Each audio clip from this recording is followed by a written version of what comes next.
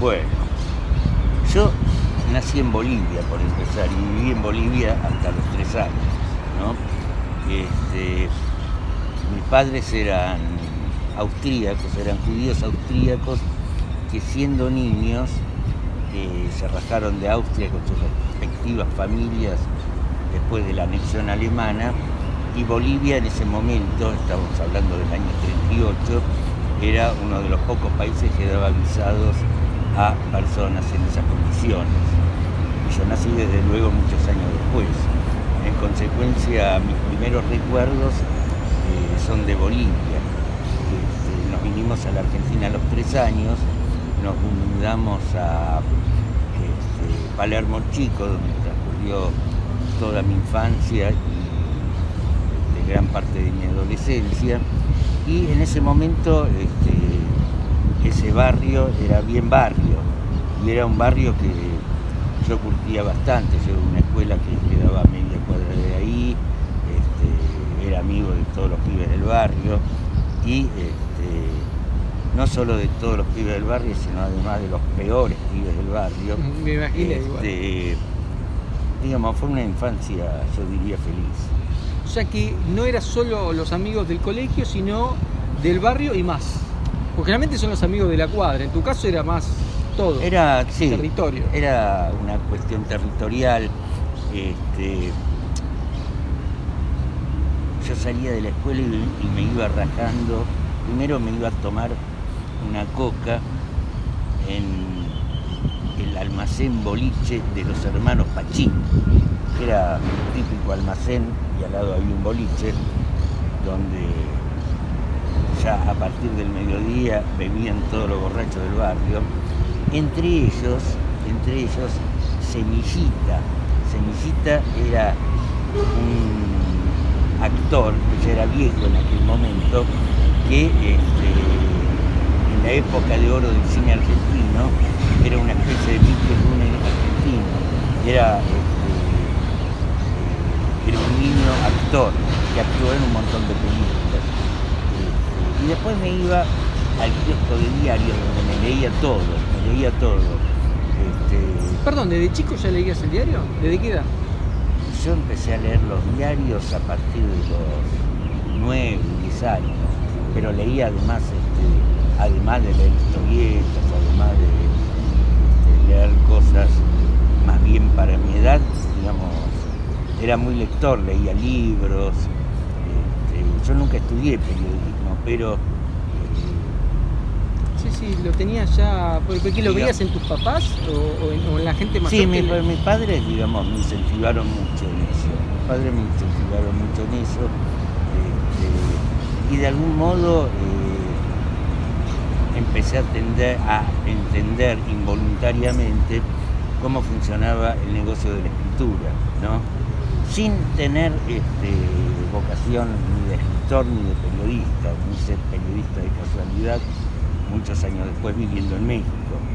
Perdón que te interrumpa, porque en la adolescencia entonces vos no tenías pensado que el futuro tuyo iba a ser el periodismo, o sea, no tenías ni idea, nada. Porque en un momento leí que estudiaste economía en México, cuando estuviste en México. Claro. ¿Es así o nada que ver? Sí, es así, o sea, francamente carecía de vocación.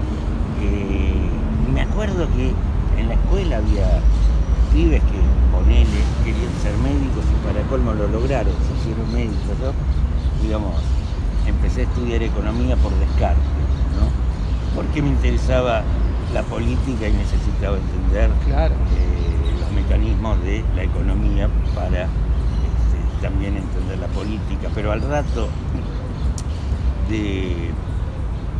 hice un semestre, 2 semestres en la Universidad Nacional Autónoma de México y largué, y me vi en la necesidad de laburar.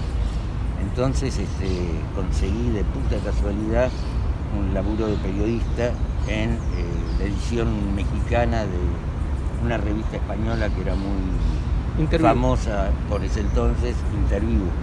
Y a la semana, digamos, publiqué mi primera nota. Y me dije a mí mismo, puta, soy periodista. Cuando podría haber sido también, qué sé yo, plomero gasista. Tanta casualidad, che, porque aparte está bueno que la gente lo sepa, que vos arrancás con Carlos Ulanowski, nada más y nada menos. Exactamente. O sea, tenés como primer jefe en el oficio a alguien que es muy respetado. Y me divertí mucho en esa revista porque además había el director de Interview, era un periodista peruano con una larga trayectoria dentro del periodismo mexicano, o sea, era una especie de bronce viviente del periodismo mexicano, Pedro Álvarez de Villar, que había pertenecido a la famosa redacción del diario Excelsior que el presidente Echeverría allana con tanquetas. Y yo gracias a ese personaje, a don Pedro, conocí todos los cabarulos de México, del Distrito Federal, porque digamos, el hombre era muy afecto a terminar sus noches en esos lugares y bebía demasiado y se quedaba dormido, y mi misión era vaciarle un limoncito en la oreja y se despabilaba. Yo lo remontaba hasta un taxi, lo llevaba a la casa y se lo entregaba a la mujer. No, ese era tu trabajo ese con era él. Mi trabajo con él. Sí. ¿Qué nivel? Porque también que estamos hablando de un Ricardo de 19 años. En ese momento ya tenía 20. Ya tenía eras 20. Chiquito. Sí. O sea, fíjate vos qué... Sí, O sea, que conociste literalmente todos los cabarulos de... Sí. Que serían antro, imagino, bastante lindos. Eran muy pintorescos. Claro, uno se imagina cosas feas, pero... No, era muy pintoresco. Parecía escena salido de alguna película de San Pedro. Lo que sí, con Carlos, vos te comunicás con él y automáticamente te toma una prueba, una charla. La cosa fue así, voy ahí y le planteo mi necesidad laboral y él me dice, ¿escribiste algo? ¿Escribís algo? Y le digo, mirá, lo último que escribí fue, creo, en la escuela, composición tema La Vaca, nada más. No. Y a la semana me dice, bueno, vamos a probar.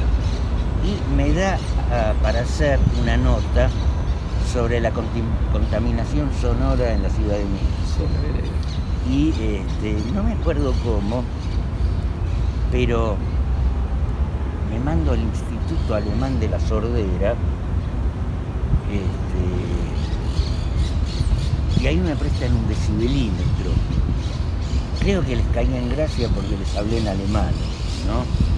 Porque claro, no. En mi casa se hablaba alemán, que fue el primer idioma que yo aprendí a hablar. Y ahí te prestan... Y ahí me prestan un decibelímetro que no es como los decibelímetros que hay ahora, que tienen el tamaño de un celular. En ese momento era un aparatejo, entonces le fui midiendo el ruido en varias partes de la ciudad y así más o menos construí la nota. Y la segunda nota que hice fue en ese momento en México, era muy popular una secta, la cienciología. La cienciología es una secta inventada por un escritor fracasado de ciencia ficción que se llamaba Ron Hubbard. Tenía muchos adeptos en México, ¿no? Y Carlos me dice, mira, hace mucho que quiero hacerle una nota a estos, pero no sé cómo entrarle. Y yo le dije, entrando. Entonces los tipos hacían cursos para reclutar adeptos. Entonces me anoté en uno. Entonces durante un mes iba... Sin decir nada de la nota. Sin decir nada. 100 metros dentro de un Volkswagen había un fotógrafo de la revista con un teleobjetivo sacándome fotos de entrando, saliendo. Fue una aventura. Sí. Y esa fue mi segunda nota. Arriesgada. En el sur nos hicimos bastante amigos. Él estaba en espectáculos y yo estaba en policiales, ¿no?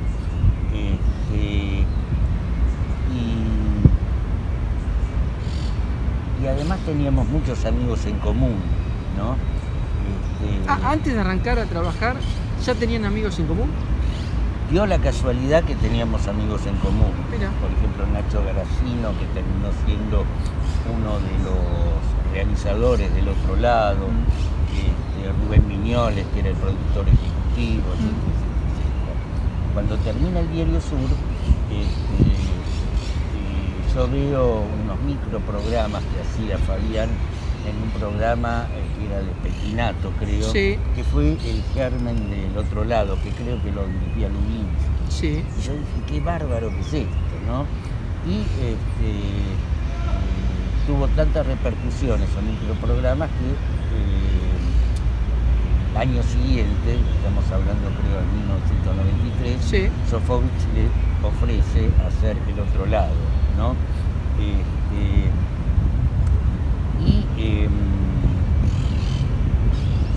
Digamos, éramos todos tipos que no teníamos un timing televisivo, ¿no? Jamás habíamos laburado en televisión. La mayoría, o sea, digamos, lo que hacíamos la parte periodística veníamos de la gráfica y quienes hacían la parte técnica venían del cine, más específicamente eran casi todos egresados de la Escuela de Avellaneda, ¿no? En consecuencia, no teníamos esos vicios del oficio que de algún modo configura el trabajo televisivo, razón por la cual nos habíamos permitido ciertas licencias. Por ejemplo, a Polo y a mí y a otros nos encantaba la novela policial. En consecuencia, esa fue la estética que utilizamos aún para hacer entrevistas o hacer programas que no tenían específicamente que ver con el tema policial. Nos encantaba la historieta. En ese sentido lo incorporamos a Pablo Páez, los dibujos, etcétera, etcétera, etcétera. Digamos, los comienzos de ese programa fueron casi una epopeya, porque al principio nos reuníamos en la casa de Fabián. Él vivía sobre la avenida Scalabrini Ortiz, en un pequeño departamento, y recién al tiempo nos dieron una oficina en ATC, una oficina que compartíamos con, esto fue muy gracioso, con la producción de Claves para un Mundo Mejor del Cardenal Guarachino. O sea, digamos, era una oficina era una mezcla de hostias y cocaína, ¿no? No, fue muy divertido y además el carácter innovador que tuvo ese programa dentro de la televisión argentina, nosotros no lo percibíamos. ¿No se daban cuenta en ese momento? No, para nada. Perdón, ¿vos eras uno de los encargados o el encargado de encontrar los entrevistados? Yo era, digamos, yo hacía la investigación para no solo encontrar los entrevistados, sino además encontrar las historias alrededor de las cuales giraban la selección de esos entrevistados. Y en ese marco, digamos, sucedieron cosas dignas de resaltar. Por ejemplo, en nuestro primer programa de Policías y Ladrones, donde entrevistamos a una serie de chorros, había un trasfondo que yo en realidad revelé muchos años después, que había un plan de fuga ahí, porque había un preso que se quería rajar y que para rajarse necesitaba un traslado, y para ser trasladado necesitaba hacer ruido con una serie de causas que tenía en varios juzgados del país, ¿no? Y él pensó que una operación periodística, ¿no?, estaría de más a tal fin. Entonces un amigo de él que estaba también preso con él me llamó a comentarme esta situación y a mí me pareció que era una historia digna de ser vivida, razón por la cual me convertí, digamos, en su jefe de prensa. Se lo comunicó a Polo y Polo tuvo la generosidad de tener no solo una buena predisposición con respecto a las necesidades de este hombre de irse de su lugar de residencia, sino que además pospusimos algún que otro programa que ya lo teníamos producido para que este sea el primero. Mirá vos, sea que no solo encontrabas a este tipo de casos, sino que te encargabas de hacer varias cuestiones. Sí, exactamente. Porque generalmente se hablaba solo de los entrevistados, que no es poco conseguir ese nivel de entrevistado. Claro, pero fíjate vos que mi rol tampoco es un rol televisivo, porque como conseguir los entrevistados es lo que se llama en televisión la producción. Y acá era otra cosa, era más que nada la investigación y el armado de una historia en la cual yo con Pablo De Santis también colaboraba con la redacción de las voces en off que después hacía Polo. Claro. La última vez que lo vi fue el año 95, yo con Nacho y con algunas otras personas que también estuvieron relacionados con el programa, solíamos ir a un boliche que quedaba por Palermo Viejo, que se llamaba Nave Jungla. Y en realidad no íbamos a Nave Jungla, sino que nos íbamos a tomar cerveza a un kiosco que quedaba al lado, que era un local donde entrabas a comprar cosas y nos pasábamos horas ahí bebiendo y charlando. Y de pronto Polo, que ya vivía en el Tigre, que hace mucho que no lo veíamos. ¿Allá en el 95 vivía en el Tigre? Sí.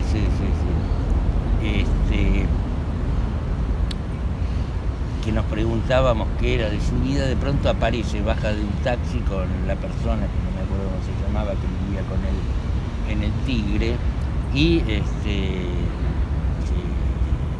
fue un encuentro desde luego muy grato y también sorpresivo por todas las cosas que acabo de decir. Y yo en esa época estaba haciendo un laburo, no me acuerdo exactamente qué, sobre Walsh, y él sabía de eso, no sé cómo se había enterado, y me había invitado al Tigre para, porque Walsh había vivido en el Tigre en una época de su vida, para llevarme a recorrer lo que podríamos llamar el circuito Walsh. Y bueno, quedamos en volver a vernos a tal efecto, y en realidad nunca más nos vimos. Lo siguiente que me enteré de él fue lo que pasó, lo del 3 de diciembre. Exactamente. O sea, pero ¿lo viste cambiado en su forma de ser? Sí, estaba muy cambiado. Estaba vestido, había abandonado ese look que tenía y que también exhibía en el otro lado, camperita negra, etcétera, y estaba como disfrazado de cazador de patos. Claro, tenía una campera a cuadritos, de esas gruesas, era invierno, tenía una barba muy larga, o sea, estaba cambiado.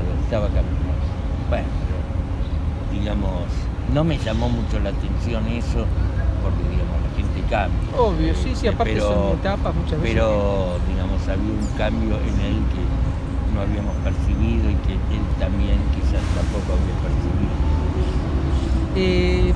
Patán, para seguir en relación a tu oficio de escritor, de periodista, en este último tiempo sacaste Patricia, de la fuerza de la mano de la lucha armada a la seguridad.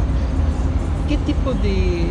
Me llamó mucho la atención, el otro día te escuché con Aliberti, con Eduardo, de que fue algo que no salió de vos, sino que te lo proponen como un trabajo. Claro, si bien yo por mi laburo de cronista policial en algunos medios, entre ellos Tiempo Argentino, si bien cubrí toda su gestión, que es una cosa ineludible, jamás pensé en escribir un libro sobre ella.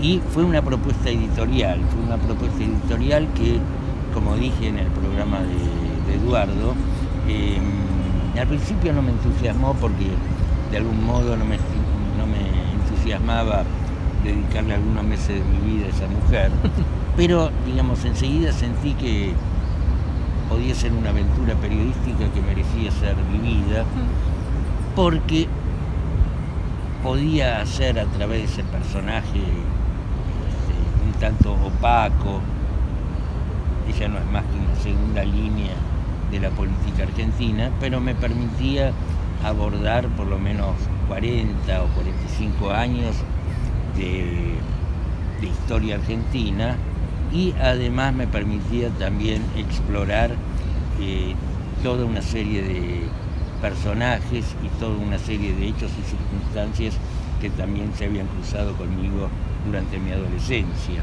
¿no?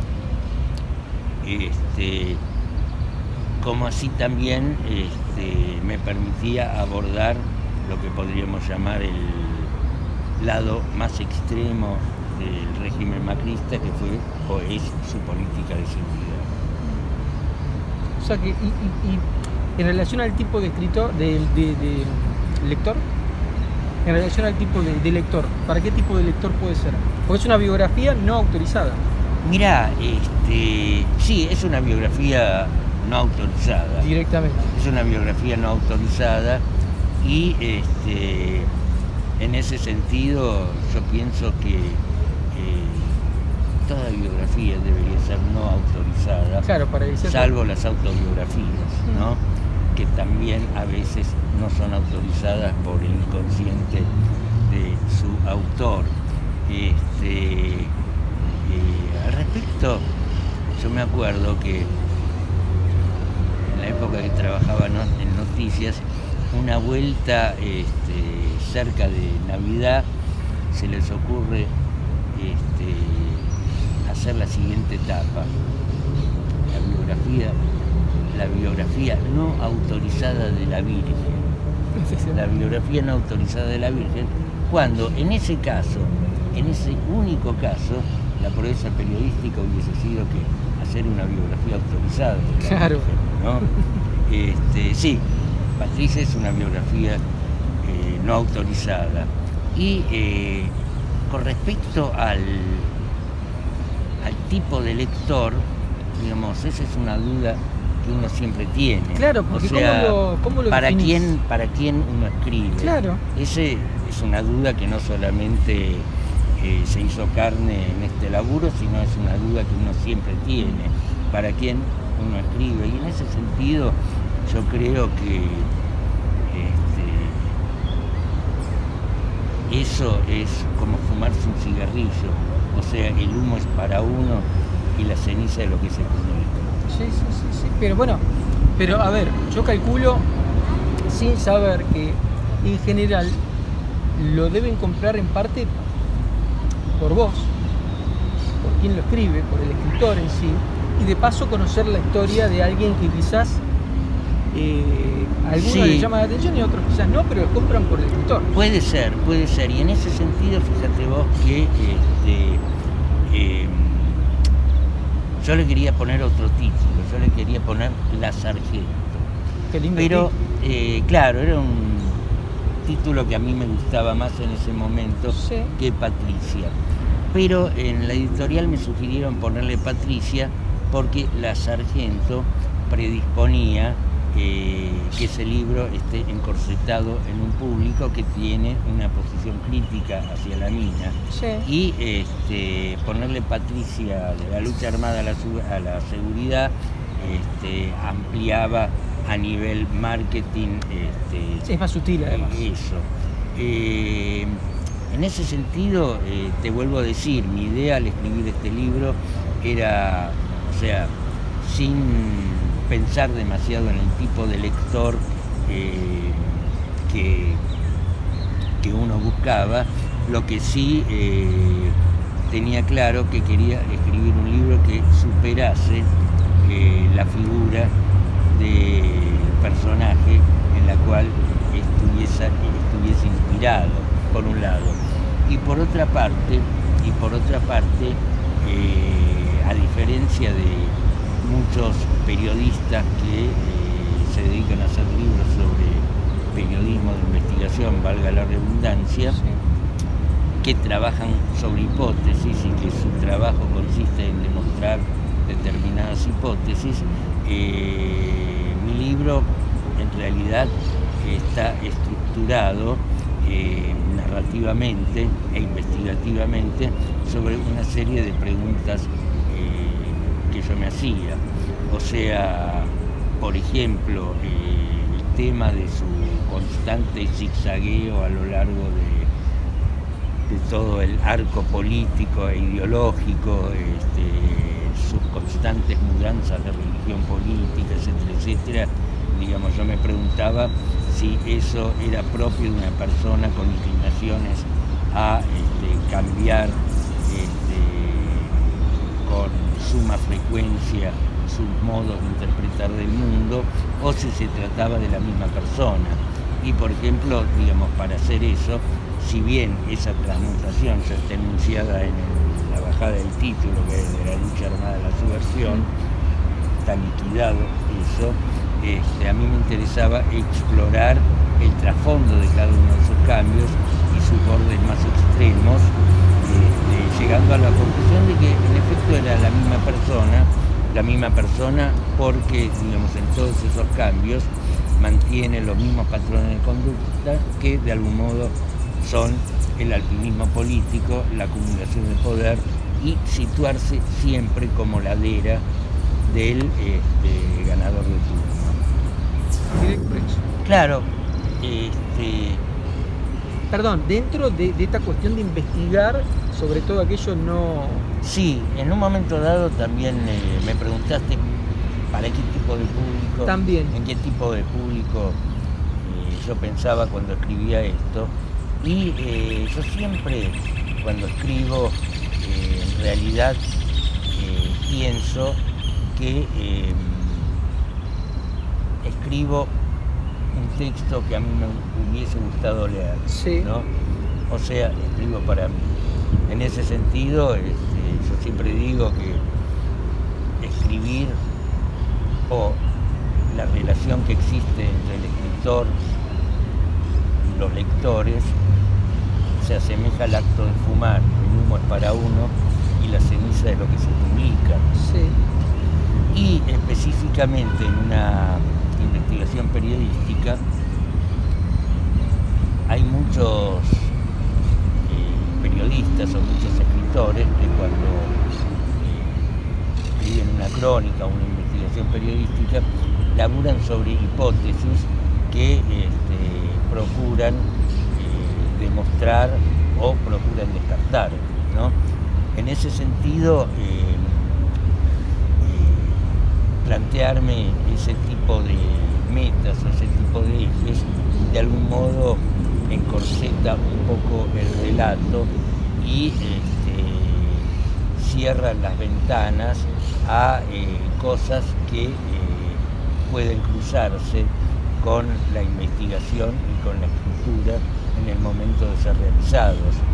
En ese sentido, evidentemente uno tiene un plan, pero digamos lo más maravilloso que puede suceder o que puede sucederle a ese plan es que el plan entre a dominar a su autor, ¿no? En ese sentido es necesario para ello, más que trabajar sobre hipótesis, trabajar sobre preguntas, trabajar sobre interrogantes.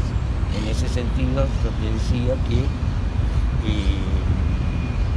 si bien su constante zigzagueo de Patricia Bullrich a través de todo el mosaico del pensamiento político y del pensamiento ideológico y de la situación partidaria es su marca personal, yo me preguntaba si se trataba ella de una persona proclive a tener esos cambios con una profusión mucho más marcada que el resto de los seres humanos, o si se trataba de la misma persona.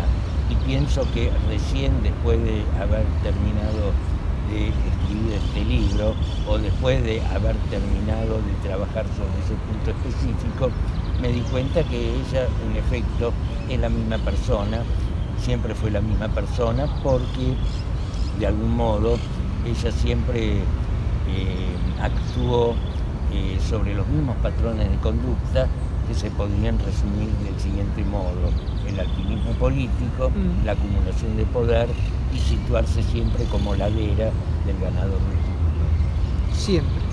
Siempre. Y va a seguir siendo así. Supongo que sí. Perfecto, Ricardo.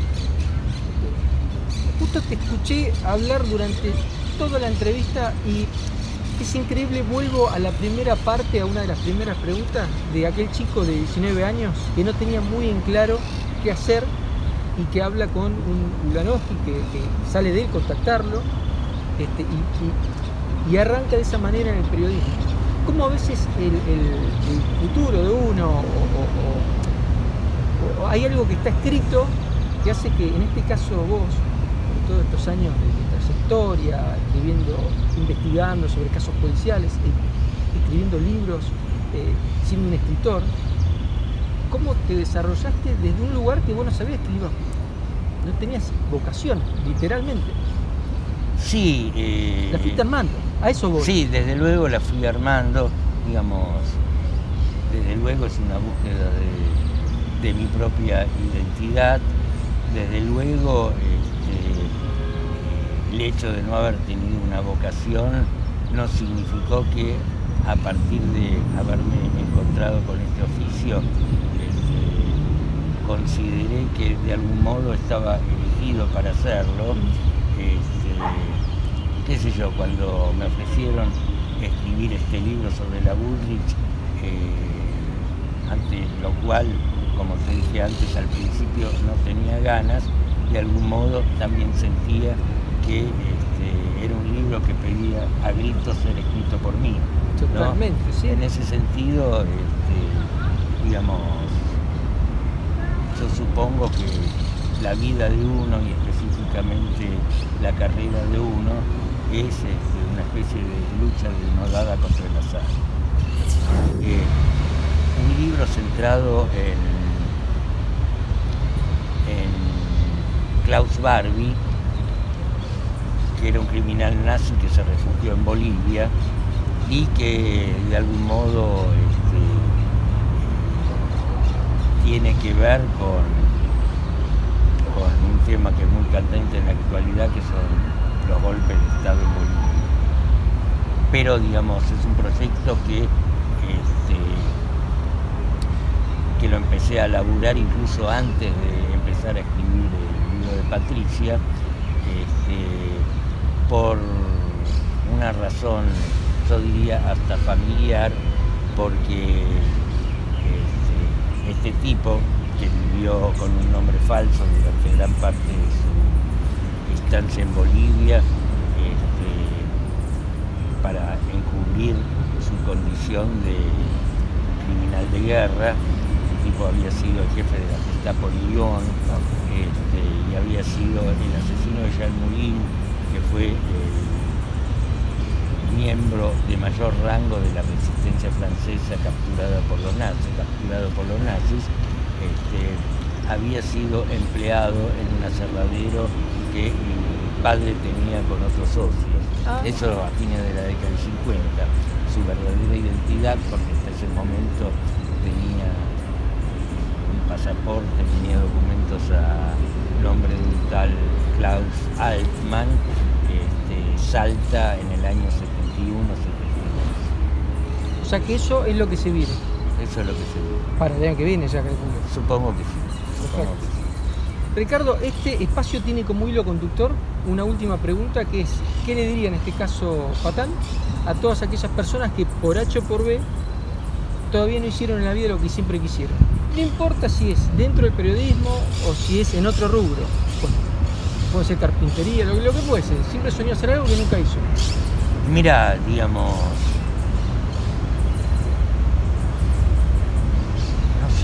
no sé porque, digamos, francamente, para dar consejos, yo no soy la persona más indicada, pero, digamos, es una lástima que se los pierda. Directamente. Es una lástima que se los pierda. Ricardo, sos muy amable. Muchas gracias. Por favor. Muchas gracias.